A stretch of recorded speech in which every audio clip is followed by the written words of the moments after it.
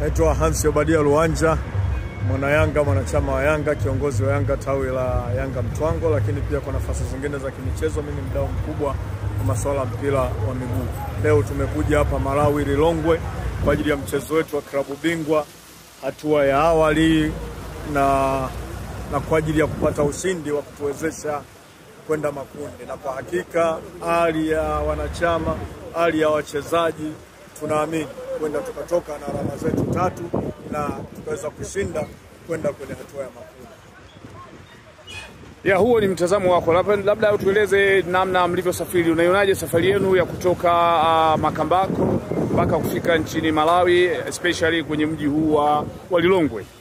Safari yetu ni ndefu, imekuwa nzuri, lakini barabara zetu huku zina changamoto, rough road nyingi zaidi, lakini cha muhimu tumefika salama. Tumetoka jana saa 10 Makambako na leo tumefika hapa.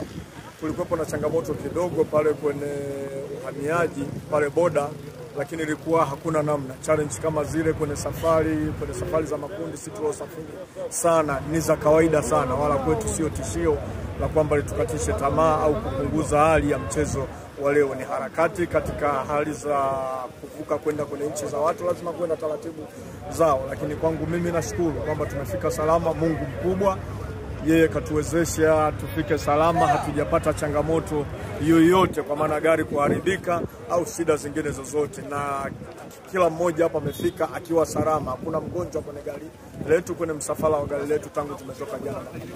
Nini unawaeleza mashabiki wa klabu ya soka ya Yanga popote duniani wanaopata nafasi ya kusikiliza? Niombe tuendelee kuiombea klabu yetu ya Yanga iweze kuibuka na ushindi. Lililo kubwa kwa leo ni kutafuta alama 3. Hatuna namna nyingine zaidi ya kulazimisha kuwafunga.